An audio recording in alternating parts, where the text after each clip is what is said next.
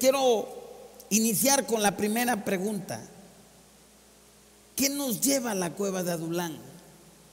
¿Cómo es que las personas llegan a la cueva de Adulán? Vuelvo a repetir. Los eruditos dicen que David, precisamente en ese pasaje de su vida, escribió 3 salmos: el Salmo 142, el Salmo 32 y el Salmo 57 fueron escritos por David. En esos momentos de mayor dificultad de David, entonces creo que es importante que nos ubican mucho la condición de David. Al leer y al meditar esos 3 salmos, nos ayudan mucho a sacar mucho bagaje. ¿Cómo una persona lleva a condiciones de entrar a la cueva?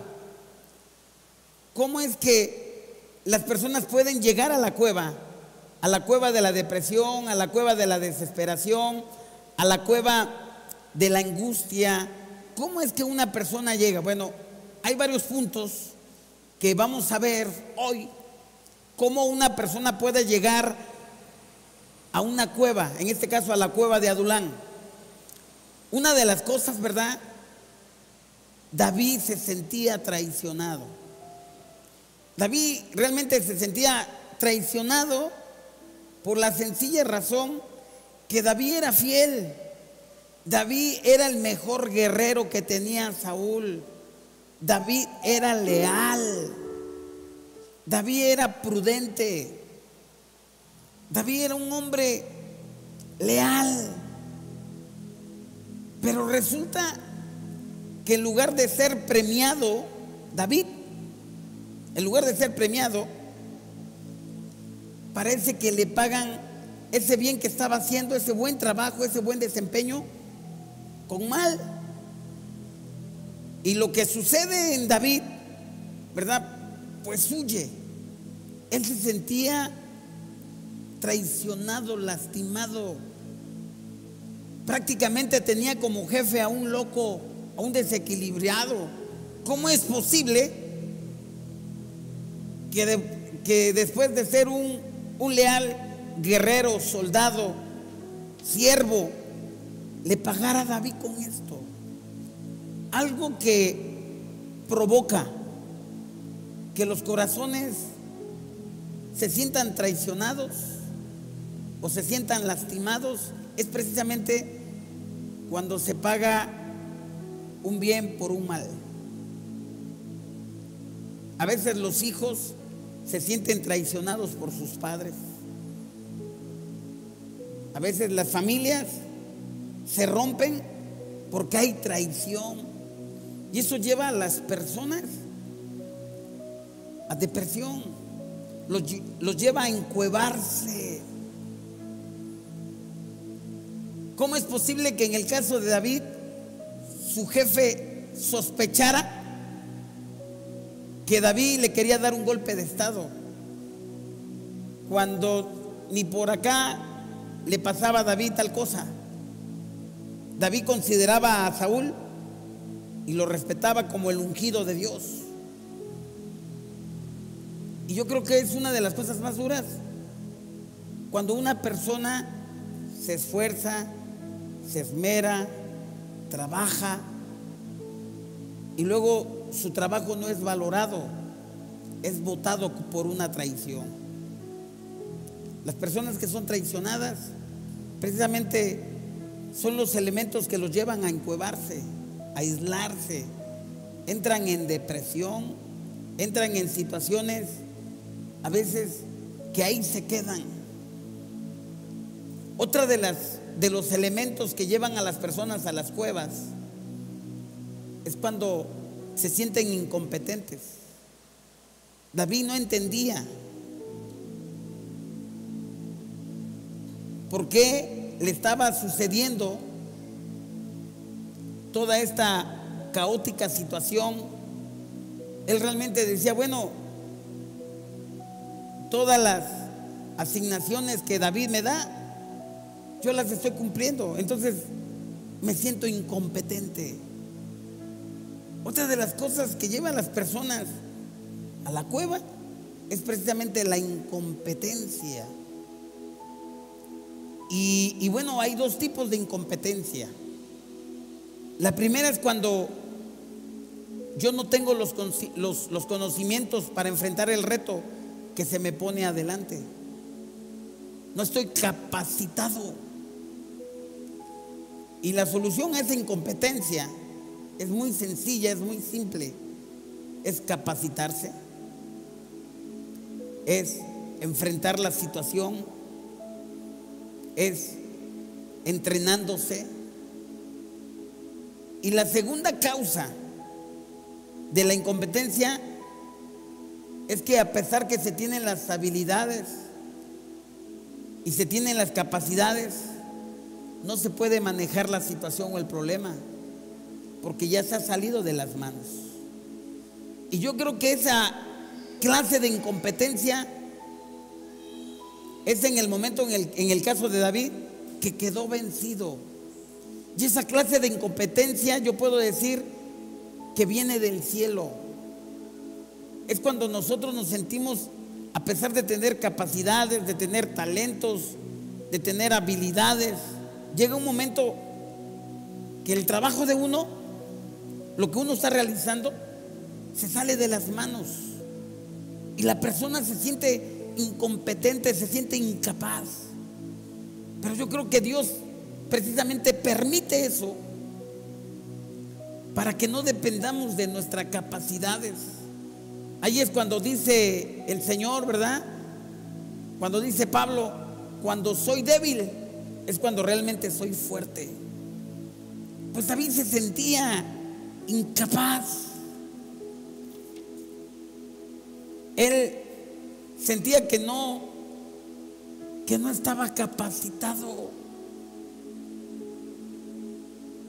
La otra razón por la cual las personas llegan a encuevarse, llegan a una cueva, es cuando están heridos emocionalmente. Dice la escritura que cuando Jonatán y David se despidieron, que David lloró mucho, lloró muchísimo David.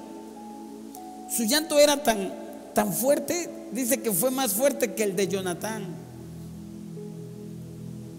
David en esa huida tuvo que dejar esposa, tuvo que dejar hijos. Creo que otras de las razones por las cuales las personas llegan a encuevarse es precisamente cuando están lastimados sus sentimientos, sus emociones, cuando no perdonan, cuando no los quieren perdonar, cuando se sienten culpables. Por eso tenemos que cuidar nosotros mucho nuestro entorno familiar. El entorno familiar juega un papel muy importante. La familia, el hogar, es nuestro refugio. Por ejemplo, dice el Salmo 91, el que habita al abrigo del Altísimo morará bajo la sombra del Omnipotente. Y creo que uno de los lugares donde debe de ser nuestra habitación, donde debe de ser nuestra morada, es precisamente nuestro hogar. Nuestro hogar no es un hotel que nada más pasamos un día o 2 días porque vamos a una ciudad y tenemos que pernoctar la noche, tenemos que pasar la noche. Nuestra casa es el lugar donde nos refugiamos, donde nos fortalecemos, donde nos alegramos. Ese lugar debe de estar totalmente restaurado, debe de ser un lugar que motive, que anima. Por eso dice la palabra que la mujer necia con sus propias manos destruye. La mujer sabia edifica. El trabajo de la mujer en un hogar juega un papel muy importante. Que va a haber situaciones en el matrimonio, va a haber situaciones y tienen que aprender a platicar, a comunicarse, no a lastimarse. Cuando un hombre o cuando una mujer están lastimadas, son susceptibles emocionalmente, y eso los empuja a encuevarse, los empuja a la cueva, los empuja a la oscuridad. Y el problema de la oscuridad es que no te das cuenta. Hay una parte en la Escritura, precisamente cuando David está huyendo de Saúl, Saúl va a hacer sus necesidades. David está en la cueva, está escondido, y Saúl va a hacer sus necesidades. Y Saúl viene de la luz a la oscuridad y no se da cuenta porque se deslumbra. Y David y Saúl hace sus necesidades, y David aprovecha ahí para cortarle un pedazo de su vestido.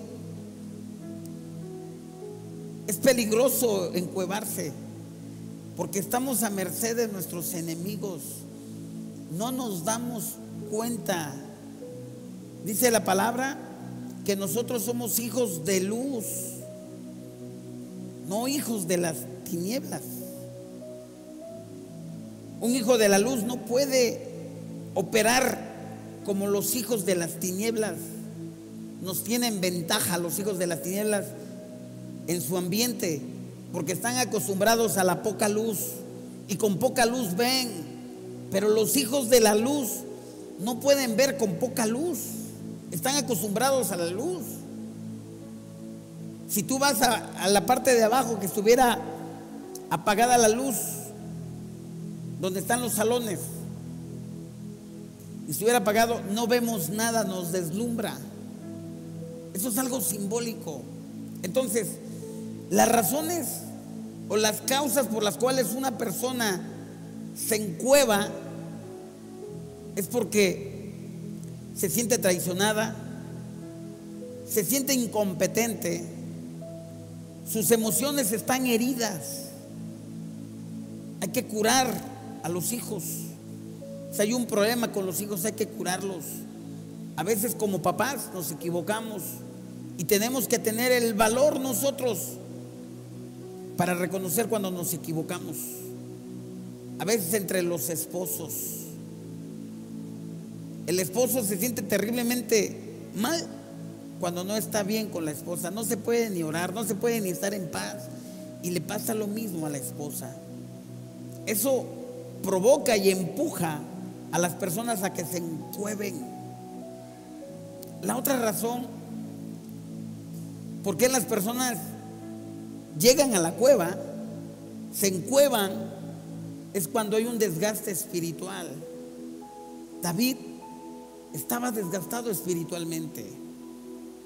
David no entendió que a pesar de que era un guerrero, era el valiente, era el mejor valiente, era el mejor guerrero del ejército de Israel, él era un hombre.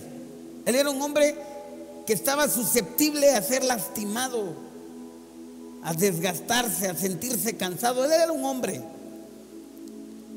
Y él, en la huida, cuando anda a salto de mata, porque Saúl lo quiere matar, llega al templo donde está Abiatar, el sacerdote.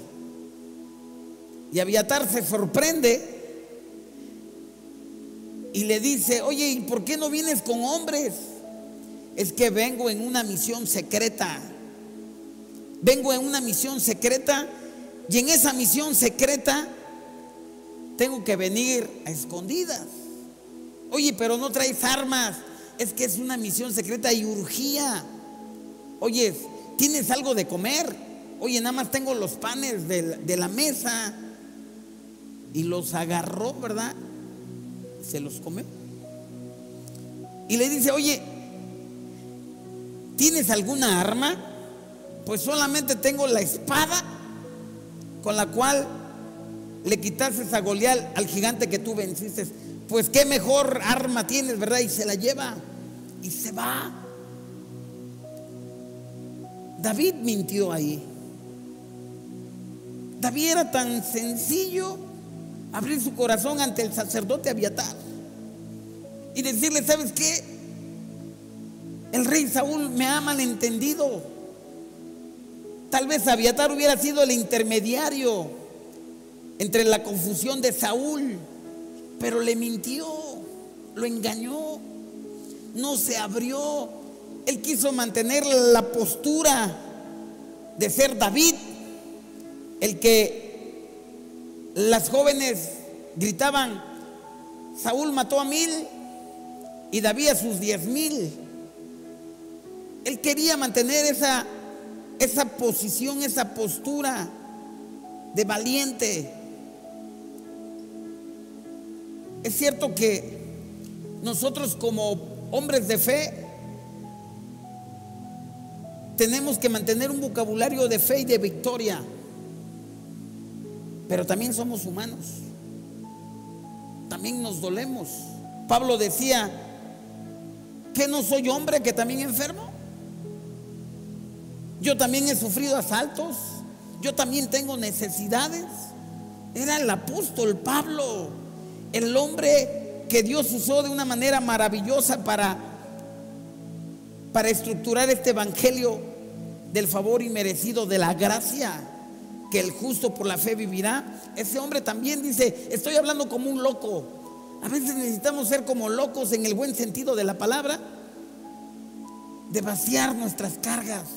Por supuesto, yo no voy a contar a cualquier persona y no voy a enseñar mi llaga. No voy a ser como el menesteroso, el mendigo que comía de la mesa del rico. Dice que los perros venían y le lamían. Yo no voy a ser como él, ¿verdad? Y esa es una figura precisamente de los maestros que no hablan la verdad y no curan las heridas. Tenemos que curar las heridas. Estamos aquí para curar, para sanar, para restaurar, para ayudar, para levantar. Dice que el justo cae 7 y 7 se levanta. Estamos para eso, en la iglesia estamos para eso. Y David no hizo lo que tenía que hacer, él mantuvo una postura. ¿Y sabes lo que provocó eso? Eso descompuso a David, porque después va Saúl. Estaba un emisario de Saúl, le pasa la información a Saúl, y viene el ejército de Saúl y mata a 85 sacerdotes. David estaba cargado espiritualmente. A veces nos sentimos nosotros tan culpables de que hemos fallado, y eso te lleva a la cueva, a la depresión. Eso te lleva, ¿verdad?, a que te encueves, a que te aísles. David se sentía culpable, estaba cargado, se sentía mal. Yo creo que es el momento de aferrarnos. Eso fue lo que provocó que David se fuera a la cueva. Y otra razón también por la cual las personas van a la cueva es cuando se pierde la perspectiva, se pierde la visión. Y cuando perdemos la visión y cuando perdemos la perspectiva, nos volvemos muy vulnerables. Dice la palabra que en su vida David se fue a Aquis con el rey de Gat. ¿Y quién era eso? ¿En dónde quedaba Gat? ¿Y quién era ese rey? Esa tierra era simplemente la tierra de Goliat, el enemigo que venció David. David, sin darse cuenta, se fue a entregar con los enemigos, se quiso esconder en territorio enemigo. Dice la palabra que Satanás es el padre de la mentira, es el campeón. ¿Le podemos ganar a Satanás con mentiras? No. Y David se esconde en la tierra de los filisteos, en la tierra de los enemigos, y para no ser reconocido, finge ser loco y lo llevan ante el rey de Gat. Y el rey dice: oye, ¿por qué me traes a otro loco de mente, verdad? y hacía como loco y babeaba como loco, ¿verdad? Y empezaba a pintar en Filistea. ¿Sabes? A veces sin darnos cuenta nos queremos esconder, queremos usar armas, estrategias del enemigo. ¿Y sabes cómo nos convertimos ante el Señor? Perdón por la palabra, como retrasados mentales. No estamos cuerdos. Y David le dijo a sus hombres cuando le preguntaron: ¿y cuánto tiempo vamos a estar hasta que el Señor me revele qué es lo que voy a hacer? ¿Cómo? Que ya no le reveló, que no lo ungió Samuel. Lo ungió a los 16 años, que él iba a ser el ungido de Dios. Él ya estaba ungido como rey. Esas son las causas precisamente que a una persona la llevan a encuevarse. Cuando se sienten traicionados, cuando se sienten incompetentes, cuando están heridos emocionalmente, cuando están cargados, se sienten culpables, tienen problemas espirituales, y cuando empiezan a perder la perspectiva, cuando la visión empieza a cambiar, todo se ve oscuro, se pierde el entusiasmo, se pierde la razón, el propósito por el cual vivir. Y uno como líder a veces se siente uno así también. Y eso lo lleva a uno a la cueva. Pero bendito sea Dios por esos momentos. Yo te decía y te comentaba que en esos momentos, en ese proceso de David, donde él está preparando, donde Dios lo está estructurando en su mente, Dios le lleva a personas que están igual que él. Yo en mi oración le digo: Padre, envía a los endeudados, a los afligidos, a los enfermos, a los que ya no tienen sentido su vida, tráelos al Centro Cristiano Córdoba. Eso fue lo que Dios le envió a David. Porque a veces Dios te lleva con personas a donde Dios quiere que tú camines en fe, a donde tú te levantes de esa oscuridad en la cual tú estás, para poderlos sacarlos de la oscuridad más densa que ellos están, para que puedas ver que la competencia no proviene de ti, sino proviene de Dios, proviene del cielo. Ahora, la primera pregunta fue: ¿qué nos lleva a la cueva? La segunda pregunta: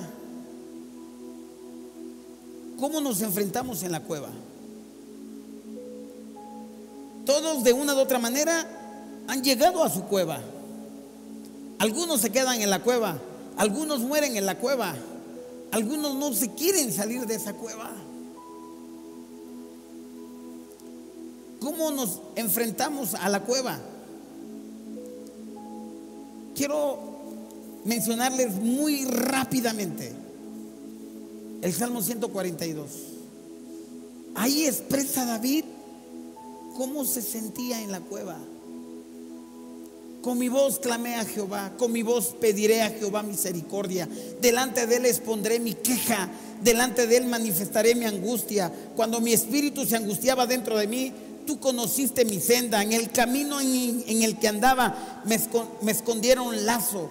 Mira mi diestra y observa, pues no hay quien me quiera conocer. No tengo refugio, ni hay quien cuide de mi vida. Clamé a ti, oh Dios, y dije: tú eres mi esperanza, mi porción en la tierra de los vivientes. Escucha mi clamor, porque estoy muy afligido. Líbrame de los que me persiguen, porque son más fuertes que yo. Saca mi alma de la cárcel para que alabe tu nombre. Me rodearán los justos, porque tú me serás propicio.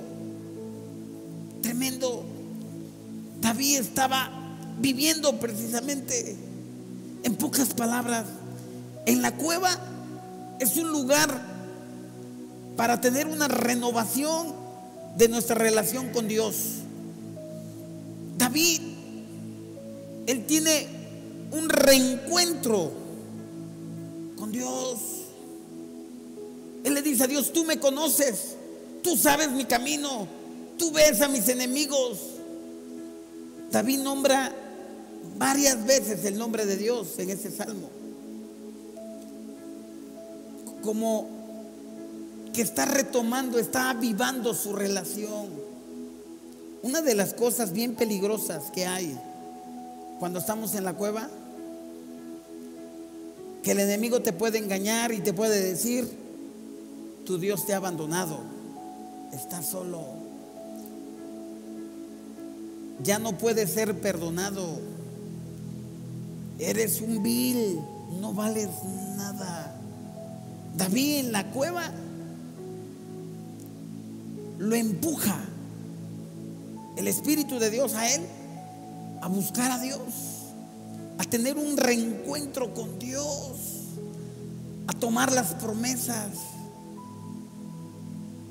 a tener una relación fresca con Dios, una relación espiritual fresca. A donde él escucha de Dios, es el momento de volver a empezar. No importa cómo estés, no importa que estés en una cueva, no importa que te sientas a oscuras, yo soy tu Dios. David empieza a ser fortalecido.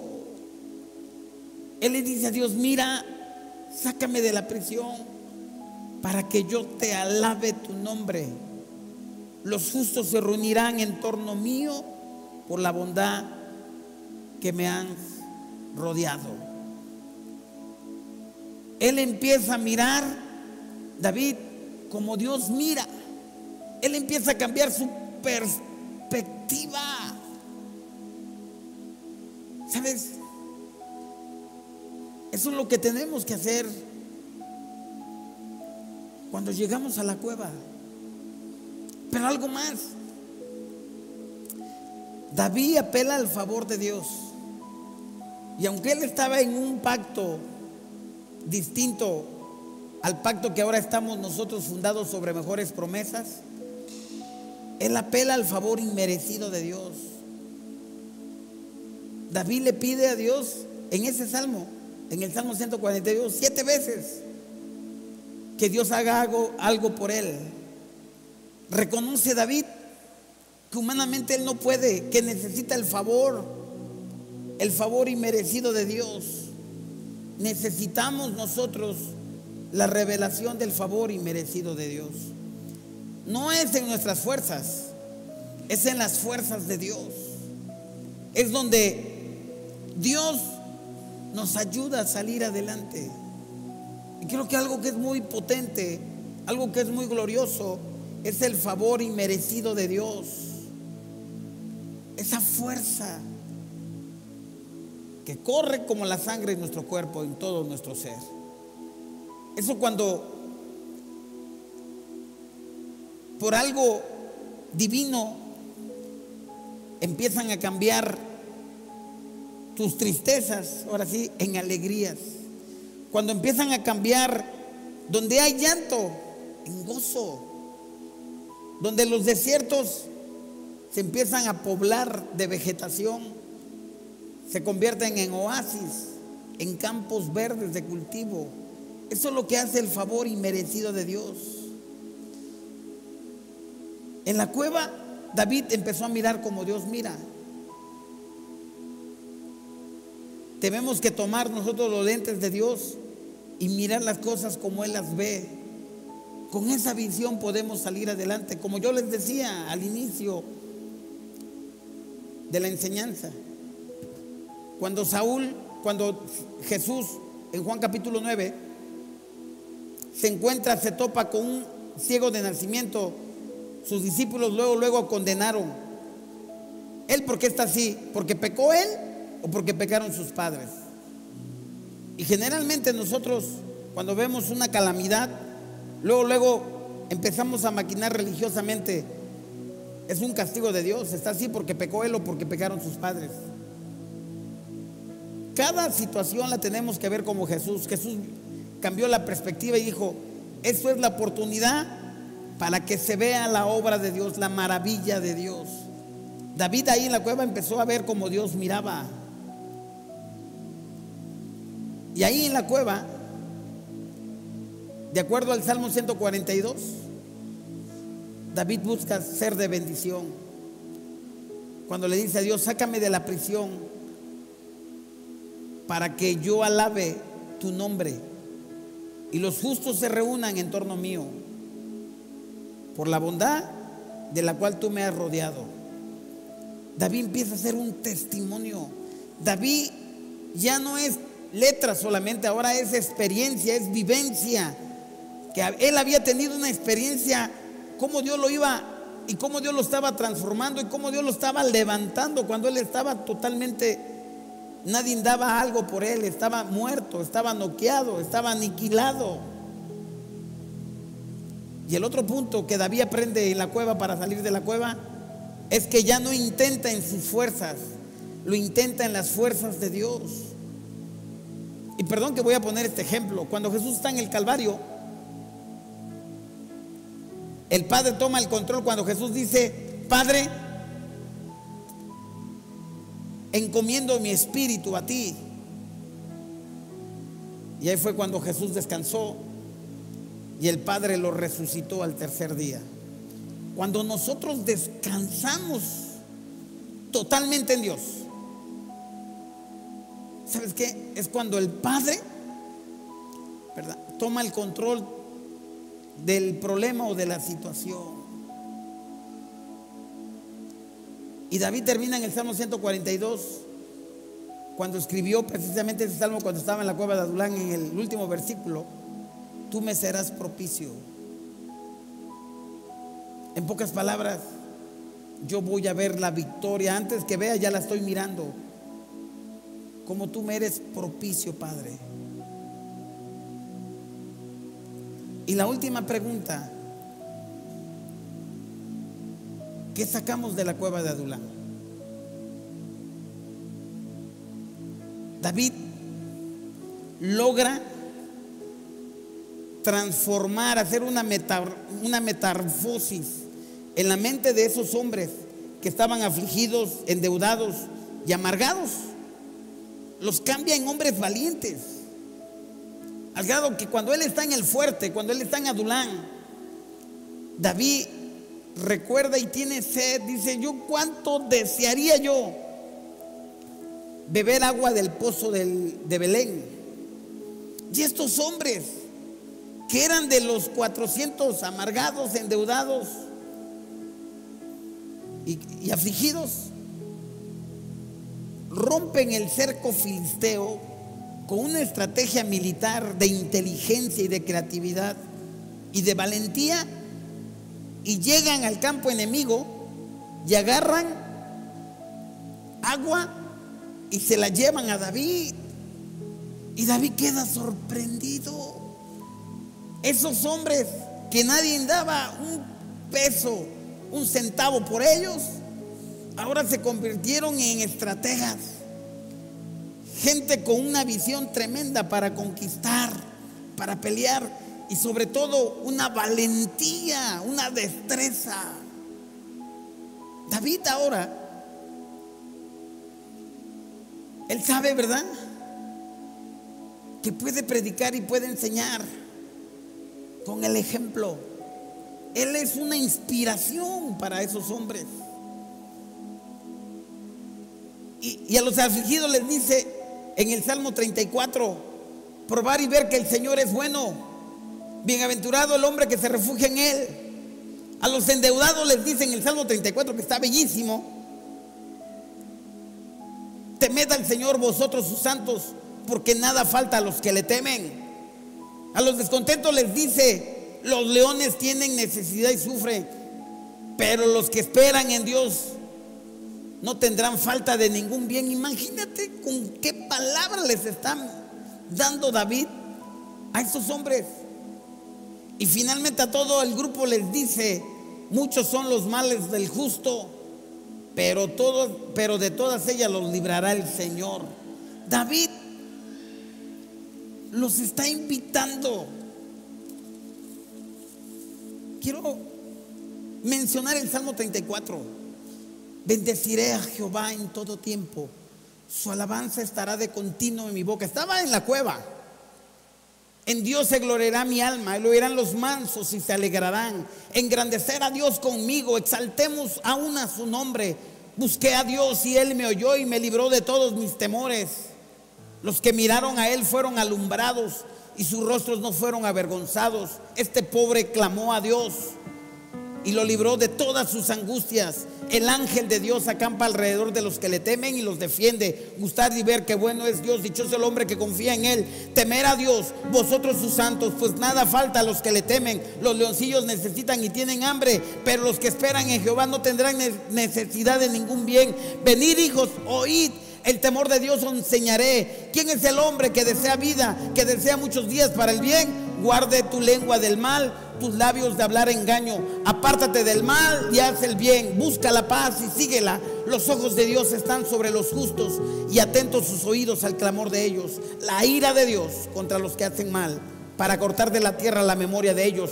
Claman los justos y Dios los oye y los libra de todas sus angustias.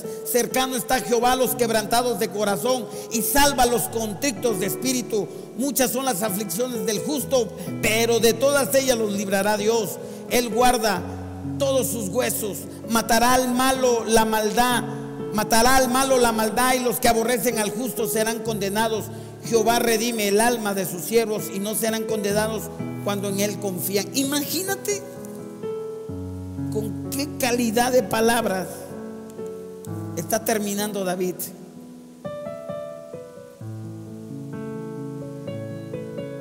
La palabra tiene el poder, tiene la potencia de renovar nuestra mente, tiene la capacidad. David, aunque él estaba en un pacto distinto, él aprendió del favor inmerecido de Dios. Él aprendió que no era en sus fuerzas, que eran las fuerzas de Dios. Que Dios tiene el cuidado y tiene el control. Dice Romanos capítulo 8, 28. A los que amamos a Dios, todas las cosas nos ayudan a bien. No significa que todas las cosas vienen de Dios. Las malas no vienen de Dios. Todas las cosas son las buenas, las feas y las malas. Pero las cosas malas no provienen de Dios, provienen las cosas buenas. Pero aún las cosas malas, aún los momentos difíciles, aún los momentos de crisis, aún los momentos de oscuridad, aún los momentos de cueva, ¿sabes qué? Nos ayudan a bien. Hoy es un tiempo para renovar, para tener una frescura en nuestra relación con Dios. Hoy es un buen momento para estar en la presencia del Padre. Hoy es un momento para amar el amor de Dios, que entregó a Jesús por nosotros al morir por nuestros pecados.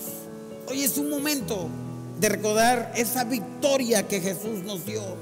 Hoy es un buen momento para retomar y creer a la promesa de la palabra. Hoy es ese buen momento para retomar de que si Dios con nosotros, ¿quién contra nosotros? Hoy es un buen momento para recapacitar y tomar nuevas fuerzas. Yo quiero en esta tarde que nos pongamos de pie. Quiero orar, quiero soltar una bendición especial sobre nuestras vidas, sobre cada persona que está en este lugar y las personas que nos escuchan en la semana y los que nos van a escuchar mientras hacen el quehacer, mientras van manejando, que puedan recibir de Dios una palabra de bendición. Hoy es un buen momento. Quiero que cierres tus ojos, inclines tu rostro Pongas tu mano izquierda sobre tu pecho, la derecha sobre la izquierda. Hoy es un buen momento para pensar en lo bueno que es Dios.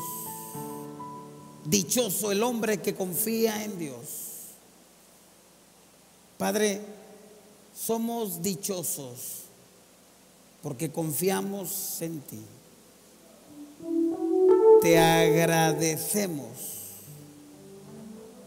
por todos los momentos y etapas de nuestra vida. Gracias. Aún las cosas feas, malas, nos ayudan a bien, aunque nos queda claro que no provienen de ti, pero aún esas cosas nos ayudan a bien, porque nos fortaleces, porque nos haces ver tu poder, nos haces ver tu bondad, nos haces ver que solamente acompañados contigo podemos y alcanzamos, y aún en las noches de la vida podemos salir adelante. Te doy muchas gracias.